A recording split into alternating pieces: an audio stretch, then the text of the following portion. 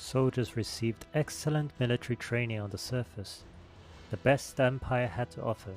They're very good with all sorts of weapons. The Rebel. Some people dare to rebel against the Empire. They have to be good at everything if they want to survive. Though they don't have the freedom to excel at one thing. A rebel tends to have some skills with weapons, traps, and law. A priest or one of the faiths disapproved of by the Empire. They have excellent healing and protective skills, although they often end up having to use them in Avernum. Sorcerers are practitioners of the wizardry arts. Their spells are powerful, both on offense and defense. Alas, because of the dangerous research and eccentricities, they tend to be sent down to Avernum.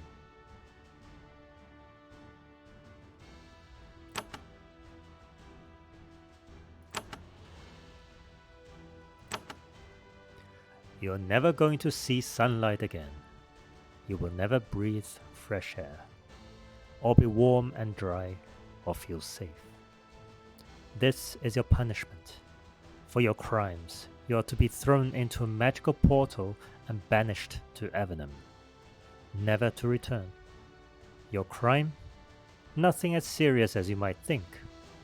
Not murder, arson, or assault. No, your crime was against the Empire, ruled by the cruel Emperor Hawthorne.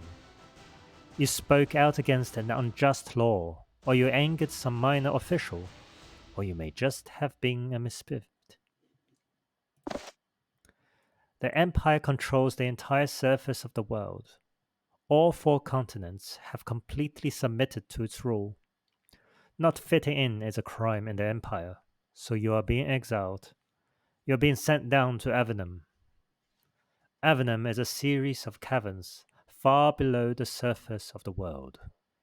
It is a dark subterranean prison, a place where exiles like you spend the rest of their lives far from the light.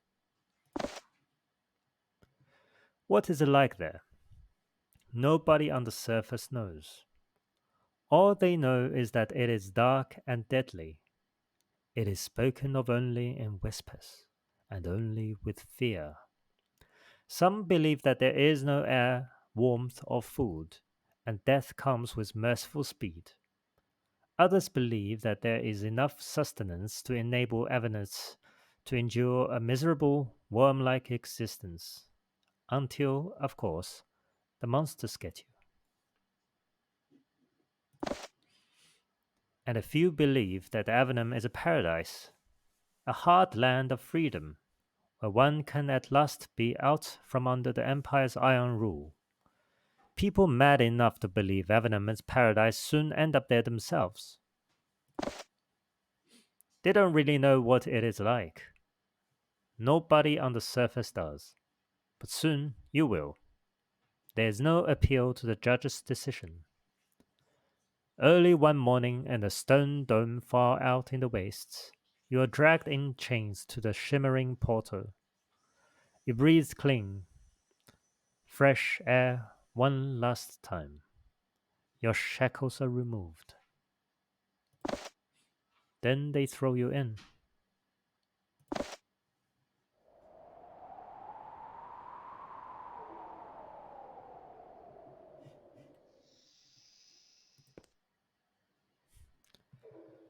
Special encounter. Slowly, your eyes adjust to the dim light. Happily, there is light. The ceiling of the cavern is covered with scattered patches of a fungus that glows with a faint green luminescence. But you are alone. It is cold, damp, and deathly still. All you hear are the echoes of dripping water in the shadows. The loneliness makes the feeling of claustrophobia more powerful. For a moment, you can sense the countless tons of stone above you, ready to, at any moment, crush you into nothingness. You concentrate and overcome the growing terror. There must be someone down here. You just have to explore and find them.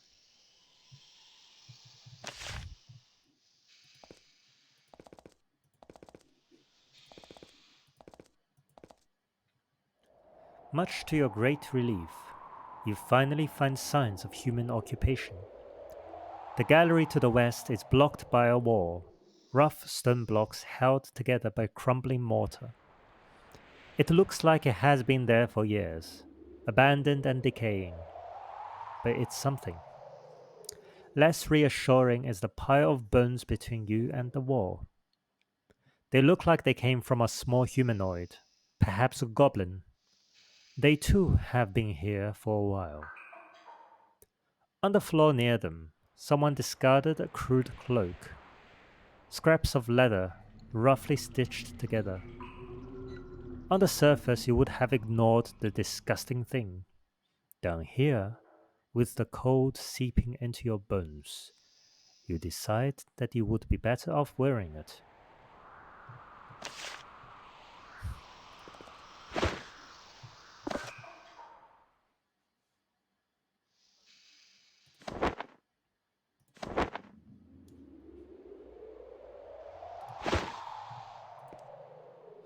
The cloak is crude and dirty, but it is warm. You suspect that everything in the underworld is going to be crude and dirty, so you'd better start getting used to it.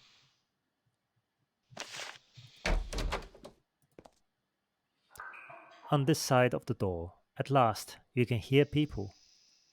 You smell fresh smoke and hear the muttering of speech. You're too far away to make out what they are saying, but they are to the west.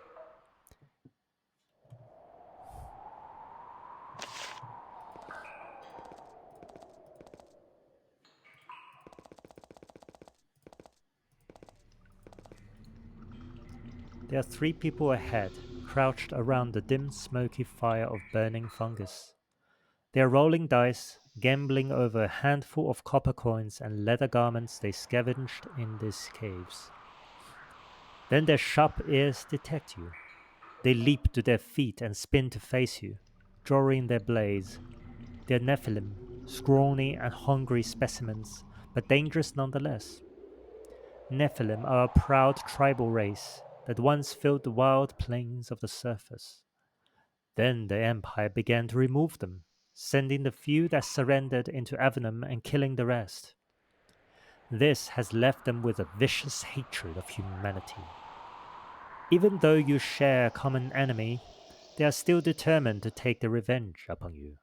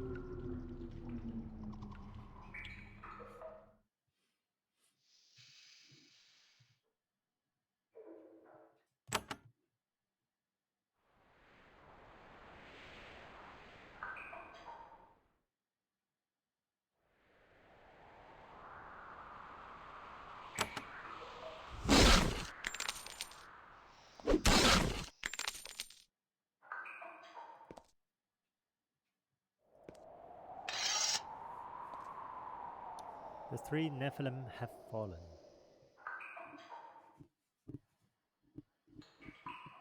The three Nephilim have fallen. Three senseless deaths.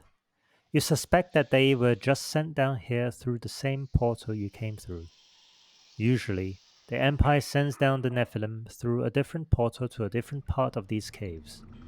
But, of course, Empire soldiers don't really care what undesirable goes down here.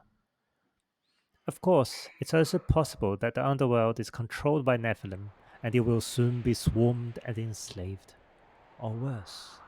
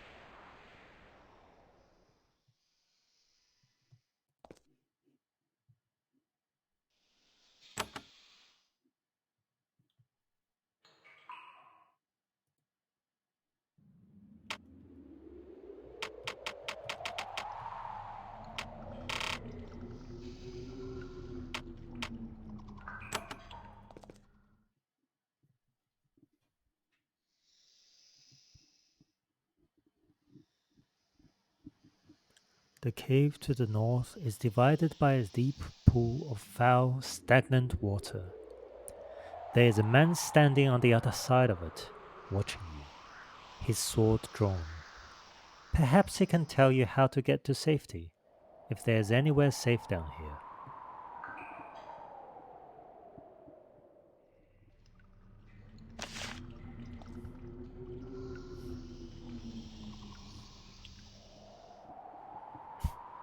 There is a pool of foul, stagnant water dividing this cavern in half. On the other side of the morass, a human is staring at you. He has a dented bronze broadsword and a heavy leather jerkin. Your relief at seeing another human is not enough to keep you from noticing the coldness of his gaze, or how he seems to be sizing you up. He gives you a half bow and smirks. I, Laguran, welcomes you to the underworld, and from the look of you, you are a warrior, not the weaklings and malcontents we've had coming through so far.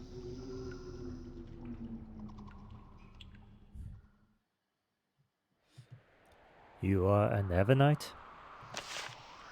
He laughs, a grim, raspy sound. I would not say that. I don't think that the Avernites are very fond of me right now.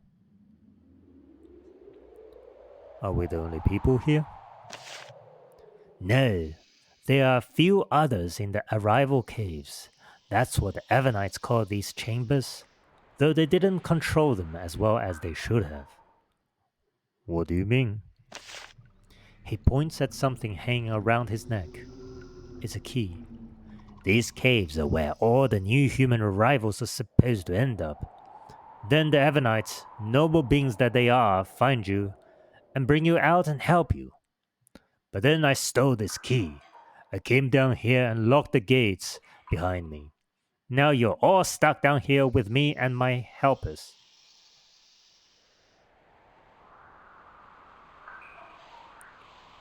Why did you come back down here? For wealth and weapons. For first pick of the goods of the Empire sends down from time to time. And, of course, for hostages. When we're ready, we will trade your lives for our escape, and we will seize our own part of these caves. He lets out a long, shrill laugh. Perhaps he is not entirely sane. And what do you think you will get from me? Just intelligence. Now I know how many of you there are and how you are armed. Now my servants will be prepared. He gives you one more little bow, lets out a harsh laugh, and turns to leave.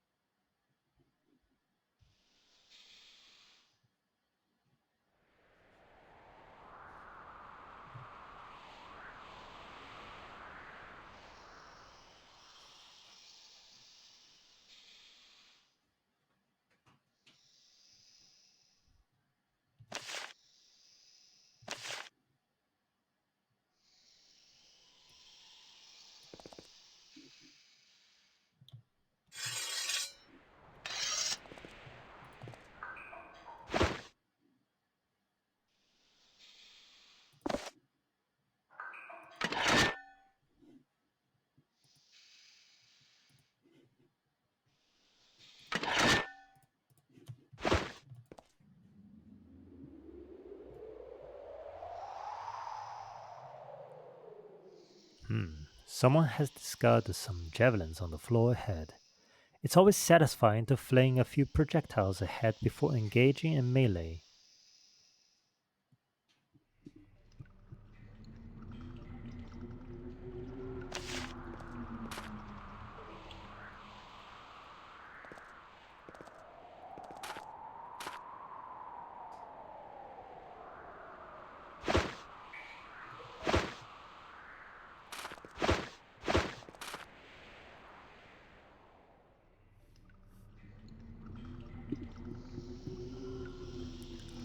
Not everyone adjusts easily to arrival in Avernum. This person is almost in a coma, staring into the dim green light and whimpering. The woman watching over them says, "You might as well talk to me. I haven't been able to get a word out of them."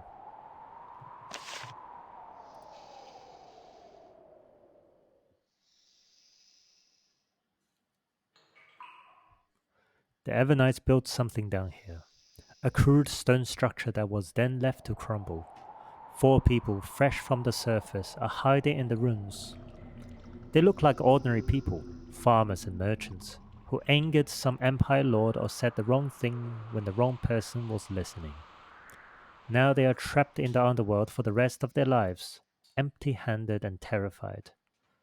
Only one of them seems to have kept her self-control. She is a young, stocky woman.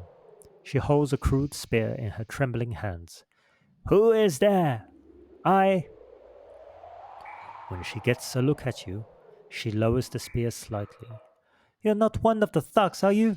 I am Brisa. Are you trapped down here like us?"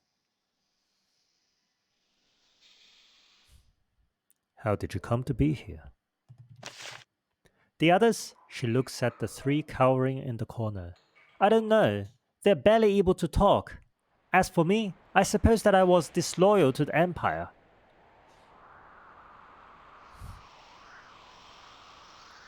"How were you disloyal?" She winces. "I refused to give one of their mayors my favor. He decided to take us his own petty revenge. And I would not speak of it further." "Will they be all right?" "Perhaps, if we can get out of these caves and get them a moment's safety." "I have another question." Brisa watches you closely. Her spear is always in her hands. "What else do you need of us? I hope you have not joined those thugs." "Do you need my help?" I will not beg a stranger for aid, except that our situation is desperate. There's a cretin down here. His name is Lagran, and he has a pack of brigands and thugs to help him. We can't escape this basement while he blocks the exit. I can't fight him off. I need your help. Can you give it?" "I will help you for pay." She sighs. "I suspected as much. This is the sort of world we are in now." She produces a pouch and shakes it. It jingles slightly. She tosses it to you. "I smuggled that down. Now it's yours. I hope it makes a nice substitute for honor. I will wait for news of your success." She returns to standing guard and watching over the others.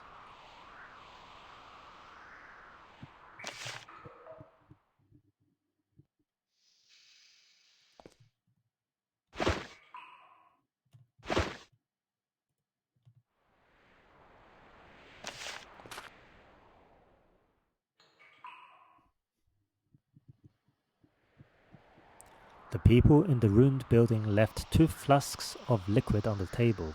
Perhaps a gift for you. Perhaps a bribe to mollify the thugs ahead. These potions might help you if you have to fight your way out.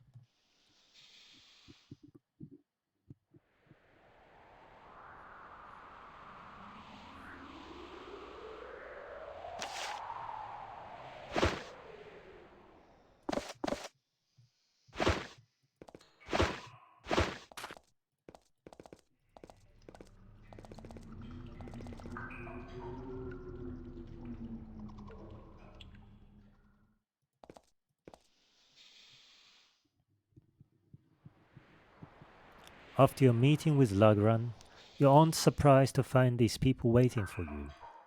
3 humans who have teamed up with 2 Nephilim. They smirk and raise their blades as you step into the dim light of their fire. As the reek of burning fungus assaults your nose, one of them says, "Well, you knew this was coming. Lagran let you know what was happening. I hope you're ready. At least you won't be in this pit much longer."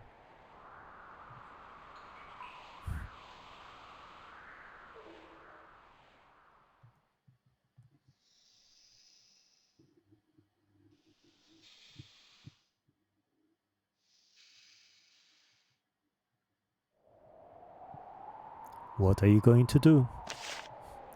You haven't figured it out? Lagrange gave the order. First we do you, then those pathetic peasants back down the hall. But I'll do you a favor. Don't fight us any little bit quick. They advance upon you, greedily eyeing your weapons and armor.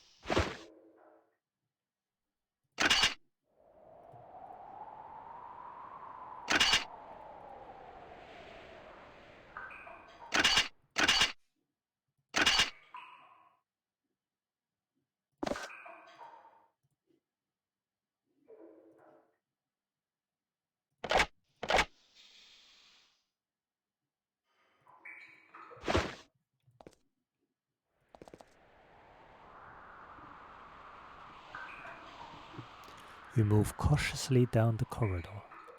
You're past Lagrange's thugs, but their leader is still ahead. And without his key, you doubt you will be able to escape this pit.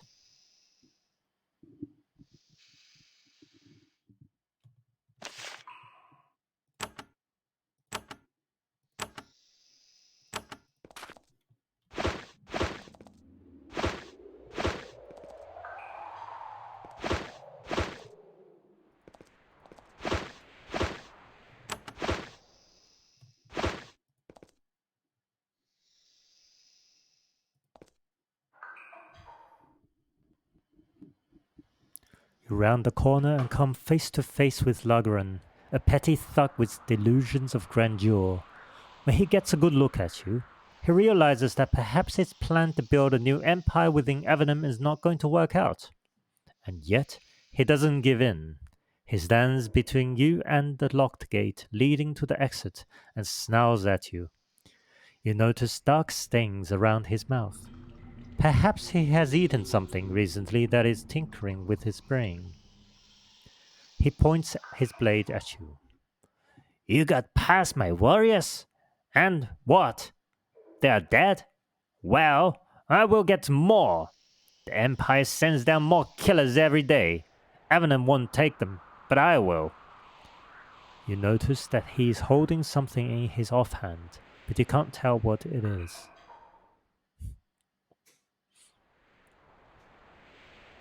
Give me the key and I will spare you. Lagrange's brigands seem to think that this is a pretty good deal, but he shakes his head. I am no fool. I can start again once you are dead. I won't let them throw me into the abyss. Come on. He charges at you. His warriors, seeing no other option, regretfully follow him.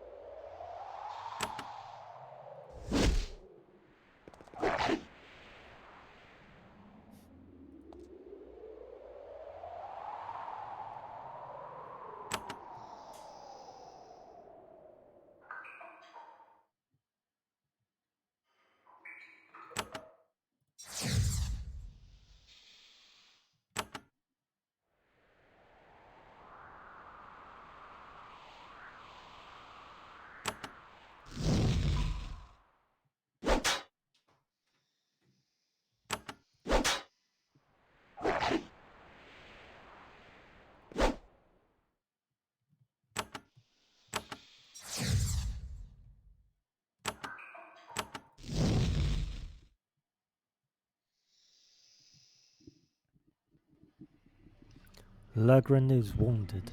He is bleeding and exhausted. No, you will not stop me. I have one thing. I smuggled. He raises his left hand, and you can see that he is holding a glass globe. Goodbye, fool! Enjoy your new life of servitude. He smashes the globe against the floor. A cloud of lavender smoke spreads out, choking you, confusing you. Legrand turns and runs towards the gate, the key in his hand.